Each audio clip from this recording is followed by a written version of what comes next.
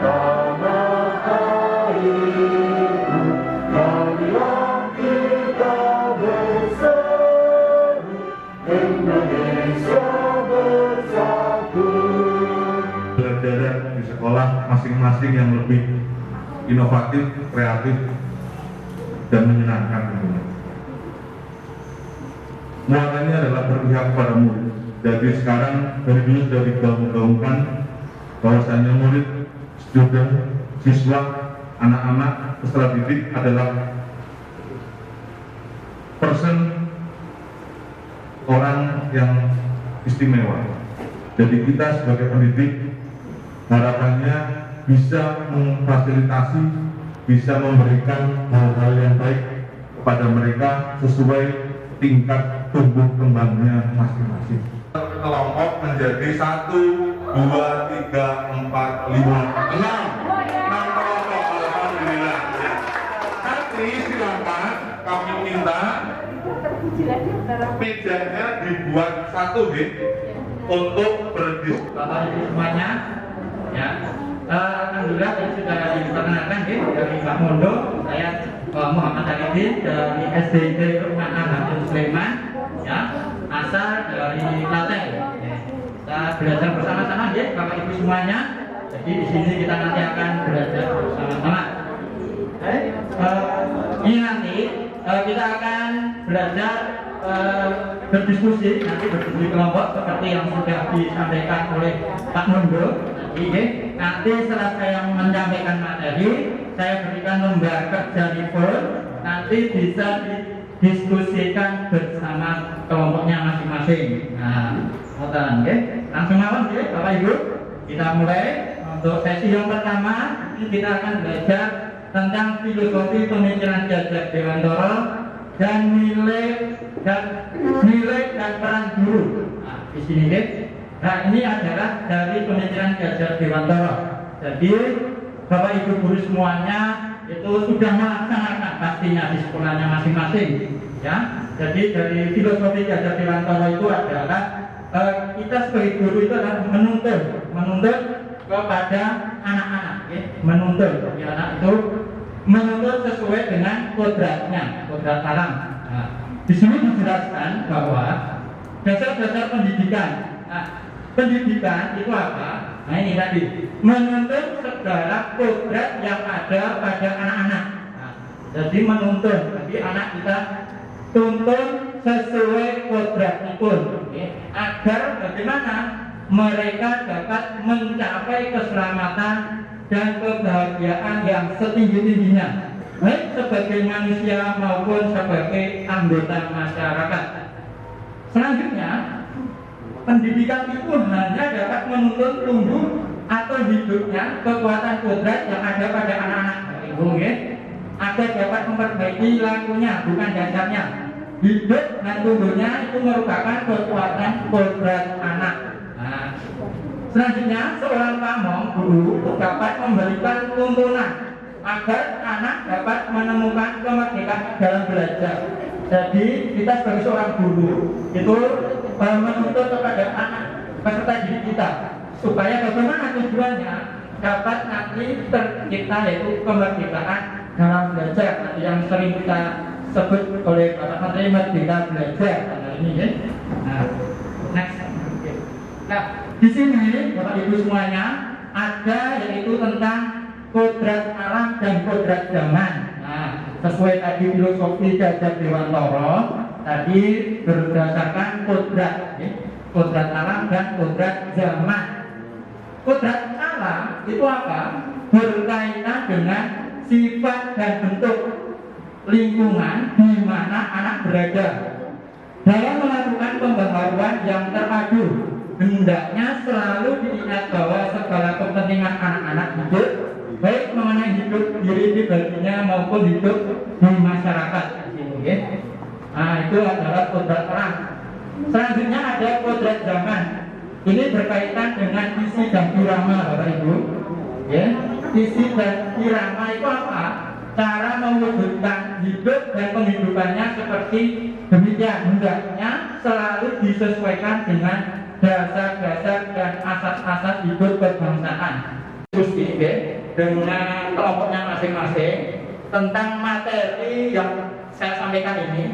Nanti kita bisa berdiskusi bersama-sama. Saya berikan lembar kerja, nanti bisa didiskusikan dengan kelompoknya. Nah, berikan satu-satu. Nanti saya jelaskan terlebih dahulu tentang filosofi pendidikan Ki Hajar Dewantara, Bapak Ibu sekalian, dan nilai dan peran guru. Nah, ini nanti bisa didiskusikan dengan kelompoknya masing-masing. Rekan-rekan guru bisa gurunya masing-masing memberikan materi atau mau disampaikan. Oke, silakan. Waalaikumsalam warahmatullahi wabarakatuh. Kami dari kelompok Balia mempresentasikan hasil diskusi kami tentang peran dan nilai guru dan profil pelajar Pancasila. Yang pertama kami memilih karakter siswa, yaitu suka menggambar. Jadi kalau kami ini dari kelas bawah, kelas itu biasanya memang suka menggambar. Lalu peran gurunya ini menggerakkan komunitas praktisi. Jadi guru itu bisa mendatangi atau mendatangkan guru atau guru seni lukis agar bisa si siswa ini menumbuhkan kreativitas si anak. Lalu nilai gurunya berpihak pada anak dan kreatif. Jadi siswa yang suka menggambar ini untuk guru itu berpihak pada anak, memberikan kreativitas pada anak, mendorong juga anak dan teman-teman lain. Namun kreativitas, nah dengan menggambar ini si siswa ini bisa menuangkan ide kreatif dia di dalam sebuah kertas, lalu bisa diwarnai seperti itu. Untuk penjelasannya ini dari peran dan nilai guru ini, nanti si siswa suka menggambar ini, muaranya siswa ini menjadi profil pelajar Pancasila, yaitu kreativitas dan bisa menginspirasi teman-temannya, seperti itu. Baik, terima kasih, bagus sekali, tepuk tangan buat kelompok bahagia. Jadi nilainya tadi yaitu peran gurunya adalah menggerakkan komunitas praktisi, menggambar. Baik, bagus sekali. Nilai yang disampaikan adalah berpihak kepada anak, berpihak kepada murid, kreativitas. Ya, baik, monggo. Dan yang kedua itu berwatak keras. Seringkali guru menampilkannya itu sebagai egois, tapi sebenarnya watak keras itu lebih dilihat sebagai anak itu punya kepribadian atau punya sifat kemandirian yang kuat. Oleh karena itu nilai guru juga itu mandiri. Kemudian peran guru. Karena kita sebagai guru yang kita hadapi ini adalah manusia, Bapak Ibu. Ya, anak-anak yang tumbuh dan berkembang. Jadi kita bisa melihat hasil dari didikan kita, dari pendampingan kita, dari tuntunan kita saat anak-anak kita atau murid-murid kita ini berhasil berprestasi di masa yang akan datang. Tidak bisa dilihat sekarang. Ya, jadi ini jangka waktunya cukup panjang. Jadi alangkah pentingnya Bapak Ibu, kita punya impian, kita punya visi terhadap murid-murid kita. Nah, untuk membentuk visi ini, kita harus mengenali dulu murid-murid kita seperti apa, teman-teman kita seperti apa, kepala sekolah kita, bahkan sarana prasarana sekolah kita, lingkungan sekolah kita seperti apa, Bapak Ibu. Ya. Kita lanjutkan, Pak Bodo. Kita coba mengingat kembali di kelas kita atau di sekolah Bapak Ibu. Karakter murid-murid saya seperti apa, bagaimana. Kemudian saya ingin memiliki murid yang kelak itu bisa mandiri, kelak itu bisa berinovasi sesuai dengan perkembangan zaman. Seperti yang tadi disampaikan oleh Pak Arifin, ada kodrat zaman, ada kodrat alam, ya. Zaman semakin berkembang. Saya cerita sedikit ya Bapak Ibu, di SD Mempong, alhamdulillah sekali. Murid-murid kami, murid-murid saya di kelas saya, semuanya mau menerima perubahan. Misalnya, sekarang pembelajaran daring bosan ya kalau hanya lewat WA atau classroom yang ini tugasnya silakan kirimkan. Anak-anak bosan. Ada kuis, anak-anak senang. Ada games, anak-anak juga senang. Nah, saya kemarin di kelas Pak Kondo mengenalkan Google Doc, Google Slide. Anak-anak mau Pak Kondo? Mau mengikuti. Alhamdulillah. Jadi murid-murid kami mau menerima perubahan. Tidak terus ngabisin kuota. Males. Ini itu enggak. Mereka mau menerima perubahan sesuai kodrat zaman. Bagaimana di sekolah Bapak Ibu? Mau? Mau ya? Iya. Ini salah satu aset utama kita adalah murid kita. Ya. Kemudian dari diri kita sendiri. Bagaimana dengan saya? Apakah saya juga mau menerima perubahan? Apakah saya tetap saya mau pakai cara lama saja dalam mengajar? Cara yang monoton, ceramah-ceramah saja, tidak ada inovasinya. Saya rasa Bapak Ibu tidak seperti itu. Bapak Ibu pasti mau berkembang, mau berinovasi mengikuti kodrat zaman. Ini salah satu aset utama untuk kita.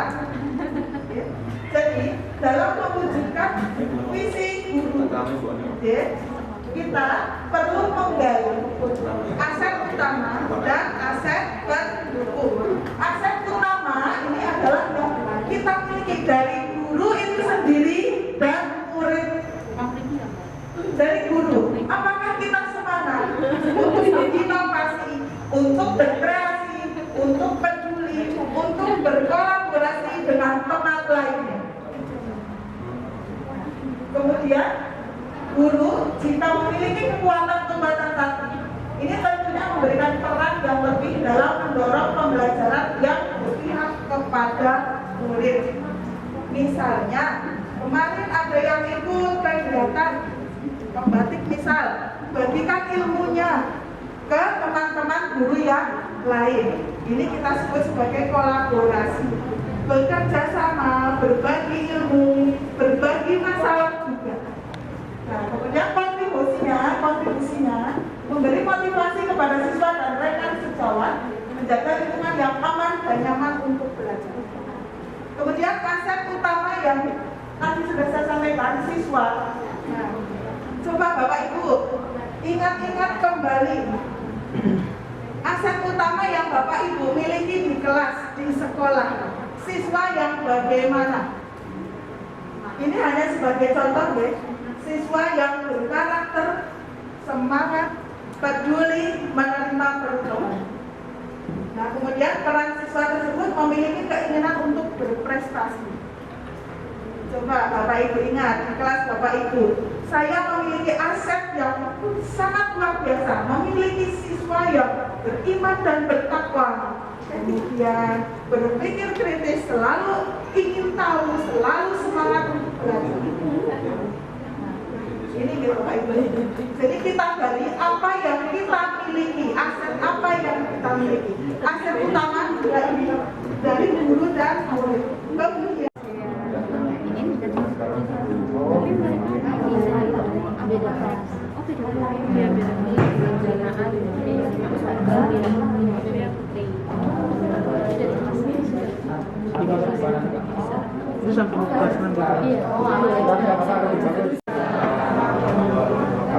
kami dari kelompok bunga akan menyampaikan visi dan misi guru. Yang pertama, ini aset utamanya adalah guru. Misinya adalah mewujudkan guru yang kreatif dan inovatif. Kemudian misinya bagaimana? Itu di setiap pembelajaran menggunakan media belajar dan metode yang bervariasi. Kemudian ikut serta juga dalam kegiatan pengembangan diri guru dan berkarya dalam berbagai hal yang baru. Kemudian Oh iya, ini tadi udah kelewatan ya, maaf. Jadi yang keyakinan kelasnya itu dalam setiap kegiatan pembelajaran itu menggunakan media pembelajaran dan metode yang bervariasi. Kemudian asas utama yang lainnya yaitu siswa. Misinya adalah mewujudkan peserta didik yang berakhlak mulia. Misinya bagaimana? Yaitu merutinkan kegiatan 5S, senyum, salam, sapa, santun. Kemudian keyakinan kelasnya adalah menerapkan 5S sebelum pembelajaran, dalam pembelajaran maupun setelah pembelajaran di kelas. Kemudian yang lainnya adalah membiasakan mengucapkan minta tolong, maaf, dan terima kasih. Ini tadi udah ya. Kemudian yang ini udah ya. Begitu Pak Moderator.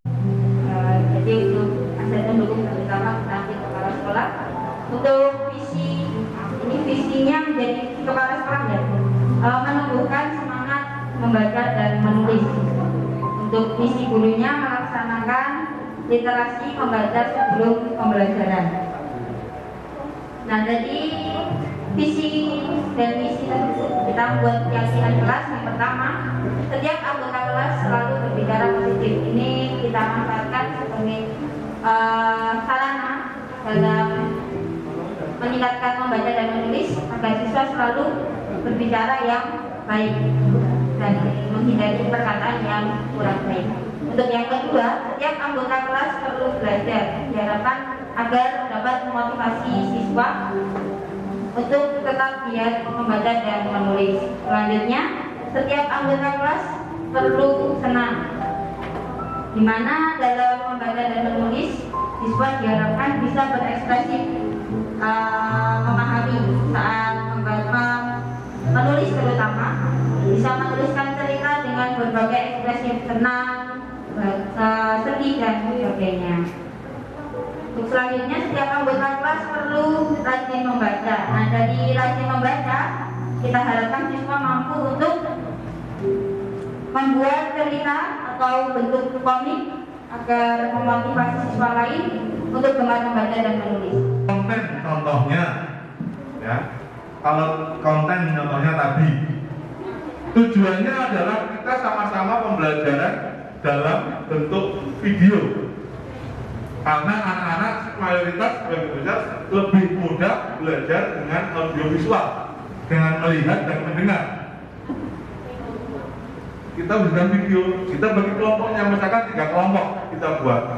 Muaranya sama, anak untuk bisa mengidentifikasi peran masing-masing dari rantai makanan. Misalkan. Kita buat kontennya yang berbeda. Satu di rantai makanan di ekosistem laut, satu di sungai, satu lagi di danau, misalkan. Kan sama-sama air, ya.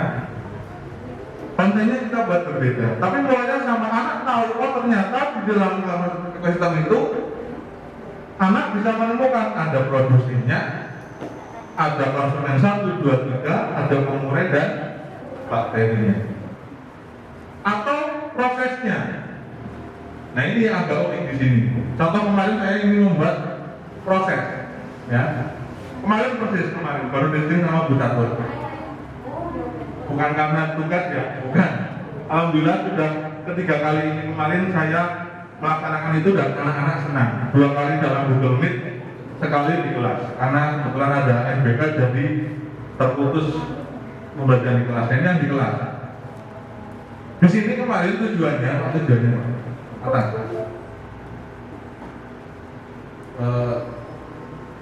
Ya, indikatornya adalah menjelaskan hubungan kegiatan manusia dengan keseimbangan ekosistem. Ya, saya menganalisis kebutuhan siswa berdasarkan kesiapan belajarnya. Ada yang baru bisa mengamati teks bacaan, mengamati gambar tadi dari benda-benda konkret, dan dari mengamati video. Ini yang berdasarkan audiovisual. Kurang lebih kalau kebanyakan mungkin seperti ini ya anak-anak kita ya. Nah, kemudian dari ketiga ini saya munculkan dalam tujuan pembelajaran. Nah, kalau konsepnya kan kalau tujuan itu ABCD ya. Ada audiensnya, siswanya, behaviornya. Yang sudah diberikan jelasan. Kemudian lanjut berikutnya, anak-anak mengamati sebuah gambar, yang dari gambar tersebut anak-anak bisa menuliskan kalimat saran sesuai gambar. Dari pelajaran tematik kelas 2, targetnya adalah membuat hiasan dari bahan alam dan buatan. Lalu tujuannya mengembangkan kreativitas siswa melalui praktek membuat hiasan dari bahan alam dan buatan. Dan indikatornya adalah menghasilkan karya seni yang terbuat dari bahan alam dan buatan.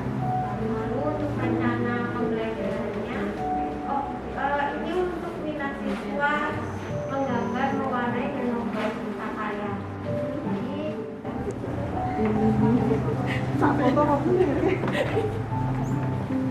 Ada yang jatuh? Ya, oh, gitu.